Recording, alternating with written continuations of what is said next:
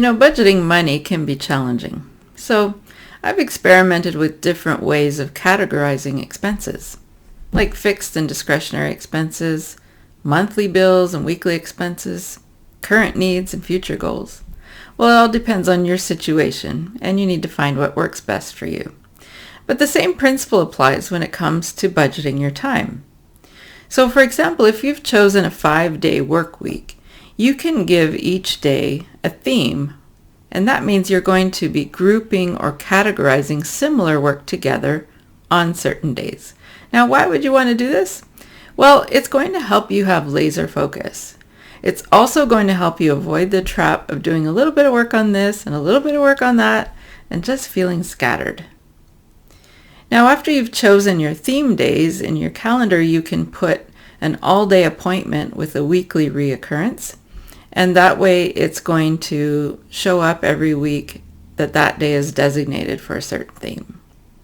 So let's look at some ideas for theme days so you can choose one that helps you focus the most and that helps you be the most efficient throughout the week. The first way to choose theme days for your week is probably the most simple, and that is by roles.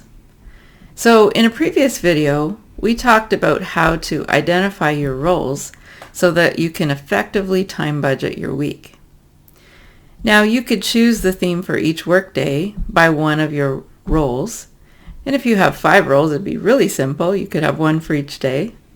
But if you have fewer than 5, you can decide which of your roles needs more than one day of your week devoted to it. And you could also split days if necessary. So you could have 1.5 days set aside for one role, 2.5 days for another, etc. And in your calendar, what you can do is color code your days by their theme. So you would take the color that you had assigned to each of your roles, and we talked about that in a different video. And what you do is when you put the time on your day that you're going to be working throughout the day, you would use either different colored text or shading behind the text. And this kind of gives you a visual clue as to what you're supposed to be working on that day. And so, for example, I use red, green, and blue for my 3 main roles. And so in my Outlook calendar, I put shading on that day so that it shows up as that color. And then also at the top, I put a little all-day appointment that says what I'm going to be working on that day. And that's set to recur every week. So I never wonder what I'm supposed to be working on that day. It's very obvious as soon as I look at my calendar. So you may find this the most simple way to choose theme days for your week is by the various roles that you play. A second way to choose theme days for your week is by whether you are doing work in your office or out of it. So if you have theme days for working in your office, that could involve a number of different things. It could be phone calls, it could be emails, it could be Zoom meetings, computer work of any kind, paperwork, maybe some reflection, brainstorming, planning. So there are a lot of things that you do in your office. And then if you have theme days that are out of your office, those would be things like appointments, meetings, errands, any time that you have to actually leave your office and go somewhere else. And again, you can split your days if you need to. Now, I find that when I leave my office to do something, especially errands, it's very hard to come back and focus afterward. So what I really try hard to avoid is going out to do errands in the morning and also appointments. If I can set them for the afternoon, it's much better. So that way I have my mornings protected for focused work that I really need to concentrate on, that I don't want any interruptions. Now, another thing you can do is to group all your errands together, group all your appointments together if it's possible, so that they're happening on the same day. Now, with appointments, obviously there are other people involved, so it's not always possible to do that. But if you can whenever you have the opportunity. It's going to help you be more focused. So this way of choosing your theme days by your work in your office or out of your office, it could be an option for you if you struggle with focus or being distracted easily. So it might be something you want to consider. Now, a third idea for choosing theme days for your week would be by projects. If you have some major projects that you are working on, you might need a theme day for each project. Or again, you can split your days if that works more effectively based on the projects you have in progress right now. So the idea behind this is that we can get our projects done more efficiently when we give them focused time. And that's because we're reducing the transition time between different tasks. So every time you switch the type of task that you're doing, your brain needs a little bit of time to adjust, and you've got to kind of stop thinking about the previous task so that you can focus on the next one. So if you try to do 8 different projects in a day, then there are 8 times that you have to transition between projects. But if you were to batch those projects and say do 1 every morning and 1 every afternoon for 4 days, then you have significantly reduced your transition time. And now when you set aside time for projects by making them theme days, it's going to give you time to think and reflect and brainstorm. So that's really important because it can help you plan out your project steps more efficiently and also figure out a timeline for when each step needs to be completed so that you're never late with your deadlines. And one of the things I've been working with recently is trying to build in a week of margin so that if something is due next Wednesday, I actually have it finished by this Wednesday.